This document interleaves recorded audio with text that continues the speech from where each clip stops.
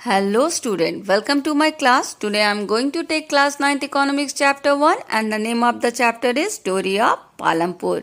So let's proceed.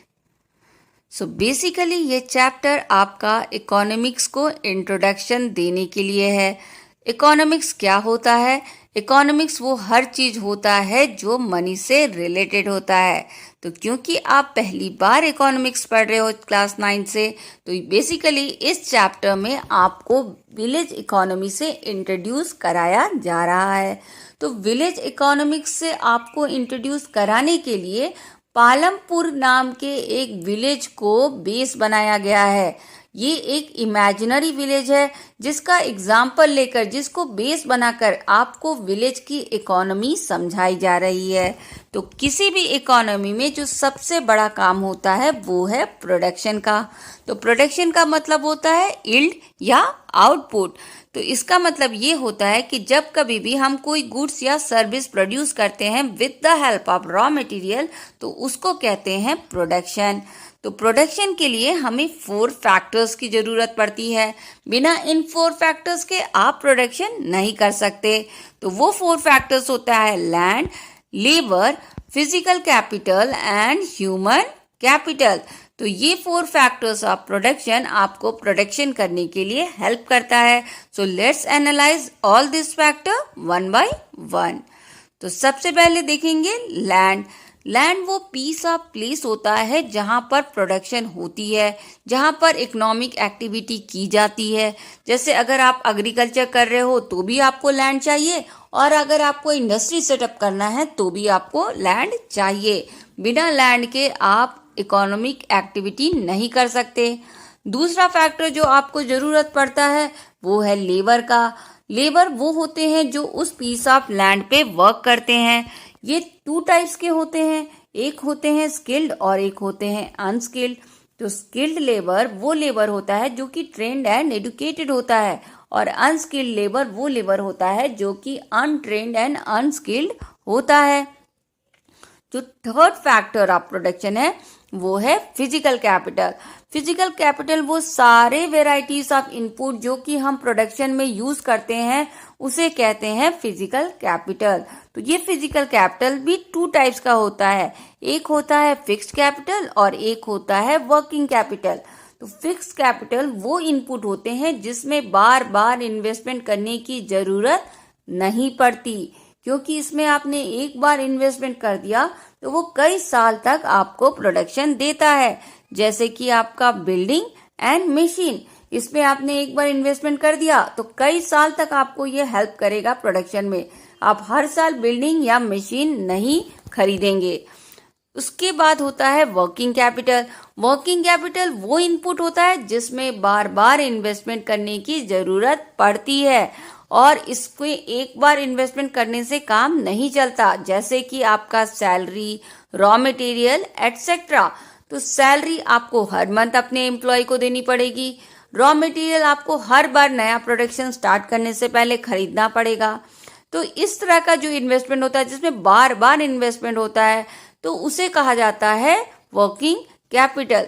एक example मैं और बता दूं कि ये मशीन आपका फिक्स्ड कैपिटल है, मगर मशीन में होने वाले रिपेयरिंग कॉस्ट, जो इसका वेयर एंड टेयर कॉस्ट होता है, जो बार बार अगर खराब हो गई तो उसको ठीक कराना, ये सारा वेयर एंड टेयर कॉस्ट आपके वर्किंग कैपिटल में आता है। तो मशीन आपकी फिक्स्ड कैपिटल है, मगर मशीन का वेयर एंड टेयर आपका वर्किंग कैपिटल है। तो जस्ट फिक्स्ड कैपिटल और वर्किंग कैपिटल में यही डिफरेंस है कि फिक्स्ड कैपिटल में 1 टाइम इन्वेस्टमेंट चाहिए और वर्किंग कैपिटल में बार बार इन्वेस्टमेंट चाहिए। जो 4 फैक्टर्स होता है, 4th फैक्टर जिसकी वजह से आपका प्रोडक्शन जरूरी है, ये सबसे इंपॉर्टेंट फैक्टर होता है। एक्चुअली इस ह्यूमन कैपिटल पे हम एक चैप्टर पूरा पढ़ेंगे, अगले चैप्टर ह्यूमन कैपिटल के ऊपर ही है। तो ये ह्यूमन कैपिटल सबसे इंपॉर्टेंट कैपिटल होता है, इंपॉर्टेंट फैक्टर होता है जिसकी वजह से प्रोडक्शन होती है। ये बाकी की जो 3 फैक्टर्स हैं, land, labour and physical capital, को कंबाइन कर देती है और अपना नॉलेज एंड स्किल यूज करके प्रोडक्शन करती है गुड्स एंड सर्विसेज का। तो ये 4 फैक्टर्स ऑफ प्रोडक्शन है जिसके बिना आपका प्रोडक्शन नहीं हो सकता। तो अब हम पढ़ेंगे विलेज का मेन ऑक्यूपेशन, क्योंकि हम विलेज इकोनॉमी से इंट्रोड्यूस हो रहे हैं। तो विलेज का क्या मेन ऑक्यूपेशन होता है? एग्रीकल्चर होता है। तो सबसे मेन एम हमारा क्या होगा? विलेज के प्रोडक्शन को इंक्रीज करना। इकोनॉमी का एम क्या होगा? विलेज के प्रोडक्शन को इंक्रीज करना, विलेज के एग्रीकल्चरल प्रोडक्शन को इंक्रीज करना, क्योंकि एग्रीकल्चर ही मेन ऑक्यूपेशन होता है किसी भी विलेज का। तो इसे कैसे इंक्रीज करेंगे? तो सबसे पहले एग्रीकल्चर को इंक्रीज करने के लिए आपको लैंड की साइज बढ़ानी पड़ेगी, क्योंकि जितना ज्यादा लैंड होगा उतना ज्यादा प्रोडक्शन होगा। तो हमारा एम होगा कि हम ज्यादातर लैंड को अपना इंक्रीज कर सके, ताकि प्रोडक्शन इंक्रीज करे। तो जो वेस्ट लैंड पड़े हैं, जो कि ऑलरेडी खाली लैंड पड़े हुए हैं, एम्प्टी लैंड हो गए हैं, जो थोड़ी सी इनफर्टाइल हो गए, उन सभी को हमको एग्रीकल्चर लैंड में कन्वर्ट करना पड़ेगा। मगर क्योंकि लैंड की क्वांटिटी फिक्स है और आप उसको एक लेवल के बाद बढ़ा नहीं सकते, इसीलिए हमको दूसरे भी मेथड को देखना पड़ेगा, जिसके थ्रू हम प्रोडक्शन ऑफ एग्रीकल्चर इंक्रीज कर सके। तो दूसरा मेथड हो सकता है मल्टीपल क्रॉपिंग। मल्टीपल क्रॉपिंग यानी एक ही लैंड पर साल में कई बार क्रॉपिंग करना। तो कई फार्मर ऐसे होते हैं, या तो पानी की कमी से या तो मनी की कमी से, एक लैंड में सिर्फ एक बार एक क्रॉपिंग सीजन में क्रॉपिंग करते हैं और उसके बाद वो लैंड को खाली रहने देते हैं। तो ऐसा ना हो, एक लैंड पे मल्टीपल क्रॉपिंग हो, रबी सीजन में भी क्रॉपिंग हो, खरीफ सीजन में भी क्रॉपिंग हो, और इस इन बिटवीन जो अक्टूबर से दिसंबर का समय पड़ता है उसमें भी अगर एग्रीकल्चर हो सके तो एग्रीकल्चर करना चाहिए। तो जब हम मल्टीपल क्रॉपिंग करेंगे तभी हमारे लिए ये यूजफुल होगा और हमारा प्रोडक्शन इंक्रीज हो जाएगा। जो third method of production increase करने का हो सकता है वो है नए फार्मिंग मेथड्स को यूज करना, जैसे कि HYB सीड। HYB सीड होती है high yielding variety of seed. इसके थ्रू आप प्रोडक्शन को काफी इंक्रीज कर सकते हो। ये नॉर्मल सीड से 2.5% ज्यादा प्रोडक्शन देती है। साथ में आप नए इरिगेशन मेथड एंड दूसरे नए नए मेथड्स को यूज करके आप प्रोडक्शन को इंक्रीज कर सकते हो। एंड द लास्ट मेथड जो आप यूज कर सकते हो वो है मॉडर्न फार्मिंग मशीन्स को यूज करके। आजकल बहुत सारी वैरायटी ऑफ मशीन्स है, जैसे कि आपका ट्रैक्टर, हार्वेस्टर, थ्रेशर। तो इस तरह की मॉडर्न मशीन को यूज करने से काम जल्दी भी होता है और प्रोडक्शन इंक्रीज करने में ये काफी हेल्पफुल होते हैं। तो ये सारे मेथड यूज करके हम अपने विलेज का प्रोडक्शन ऑफ एग्रीकल्चर इंक्रीज कर सकते हैं। तो जिस तरह से हम लैंड पे प्रेशर डाल रहे हैं, बार बार उसके प्रोडक्शन को इंक्रीज करने की कोशिश कर रहे हैं, तो एक क्वेश्चन उठता है कि क्या लैंड आगे चल के सस्टेन होगी, कंटिन्यू रहेगा, क्या इसी तरह से वो हमें प्रोडक्शन देगा? तो देखो, हमने ग्रीन रेवोल्यूशन इंट्रोड्यूस किया 1960 में। सबसे पहले इसे इंट्रोड्यूस किया गया Punjab, Haryana and western UP में। इसके वजह से प्रोडक्शन काफ़ी इंक्रीज हो गया, हम सेल्फ सफिशिएंट हो गए और वीट का प्रोडक्शन तो रिमार्केबल लेवल पे इंक्रीज हुआ। मगर इसके कुछ साइड इफेक्ट भी हैं। तो इन साइड इफेक्ट को देखते हुए ये डर बैठता है कि क्या सच में ये लैंड सस्टेन होगा फ्यूचर में। तो क्या क्या साइड इफेक्ट है ग्रीन रेवोल्यूशन को, कि उसको हम एनालाइज करेंगे वन बाय वन। तो जो सबसे पहला ग्रीन रेवोल्यूशन का साइड इफेक्ट है वो है आपका HYB seeds. Definitely HYB seed use करने से नॉर्मल प्रोडक्शन से ज्यादा प्रोडक्शन मिलता है, 2.5% ज्यादा प्रोडक्शन मिलता है। मगर HYB सीड्स जो होती है, उन सीड्स को बहुत ही ज्यादा इरिगेशन और बहुत ही ज्यादा फर्टिलाइजर की जरूरत पड़ती है। तो ये जो मेथड है, इससे क्या होता है, जो गरीब फार्मर होते हैं वो उसको अफोर्ड नहीं कर पाते और इसको इंट्रोड्यूस नहीं कर पाते।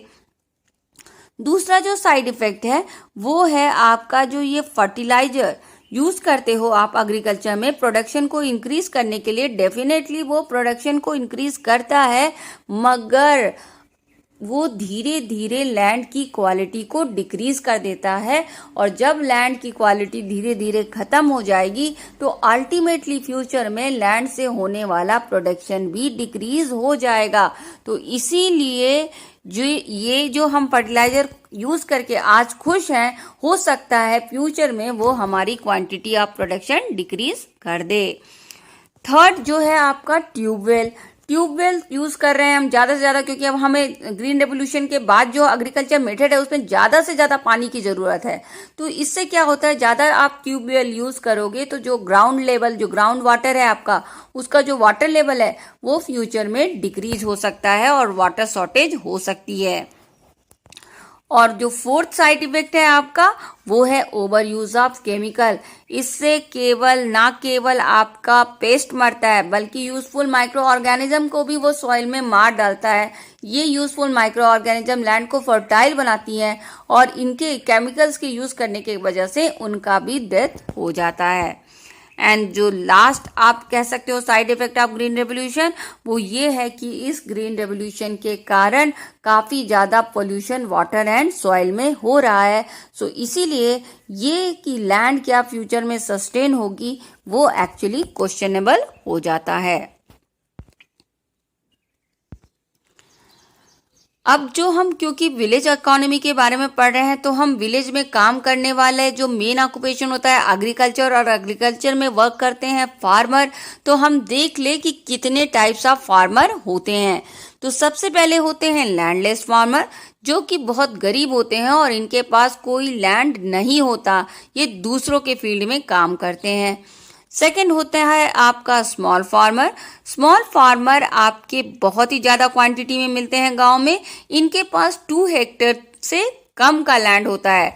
हालांकि इनके पास कहने के लिए तो लैंड होता है, पर वो 2 हेक्टेयर से भी कम होता है, इसलिए ये अपनी नीड उस लैंड से फुलफिल नहीं कर पाते। थर्ड कैटेगरी ऑफ फार्मर है मीडियम फार्मर।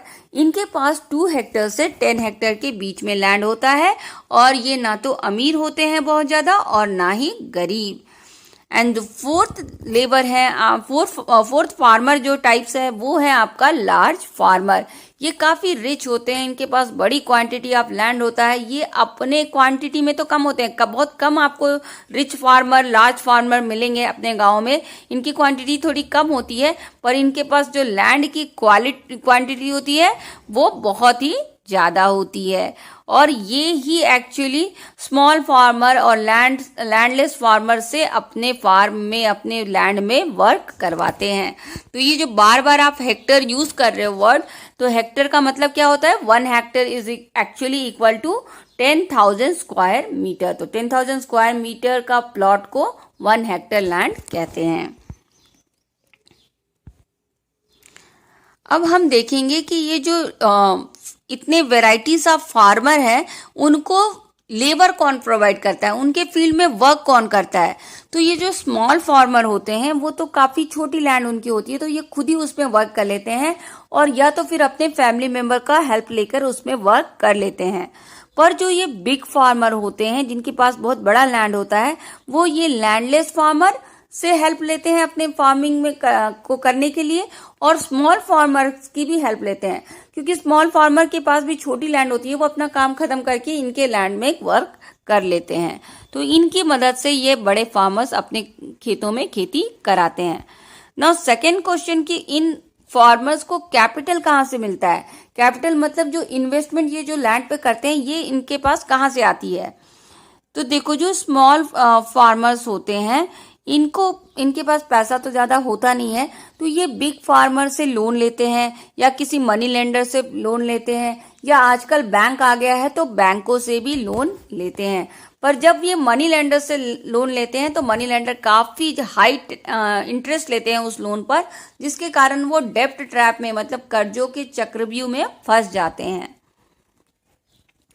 ये जो बिग फार्मर होते हैं, इनको कैपिटल की ज्यादा टेंशन नहीं होती, क्योंकि इनके पास तो बहुत ज्यादा प्रोडक्शन होता है। जब वो प्रोडक्शन को सेल करते हैं तो इनको बहुत प्रॉफिट आता है। बहुत सारा सरप्लस आता है। उन सरप्लस में से वो कुछ पैसे अपने फिक्स्ड कैपिटल में इन्वेस्ट करते हैं, कुछ पैसे अपने फार्म के जो भी खरीदना है, फार्म में जो प्रोडक्शन में लगाना है उनमें खर्च करते हैं, और कुछ सरप्लस का जो पैसा आता है वो उसको एज ए प्रॉफिट अपने बैंक में डिपॉजिट कर देते हैं। तो इन्हें कोई अपना लोन का टेंशन नहीं होता।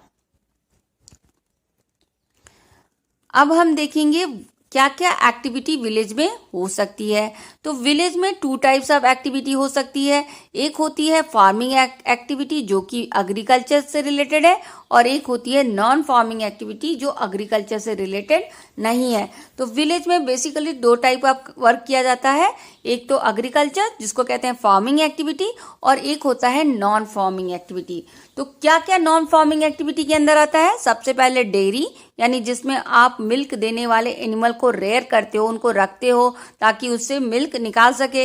ये दूसरा सबसे इम्पोर्टेंट वर्क होता है विलेज में, क्योंकि ये जो मिल्क गिविंग एनिमल्स होती है ना, इनको पालना उनके लिए इजी होता है। ये एनिमल्स ना केवल उनके खेतों में हेल्प करती है, बल्कि जो खेतों से जो निकलने वाला चारा होता है, जो वेस्ट मटेरियल होता है एग्रीकल्चर का, वो इसको इन जो काउस एंड बफेलोस होते हैं, डेयरी एनिमल्स होते हैं, उनको दे देते हैं। फीडिंग का उसी पे उनकी होती है, तो इससे इनको मतलब ये इजी पड़ता है ये ऑक्यूपेशन उनको कंटिन्यू करने के लिए।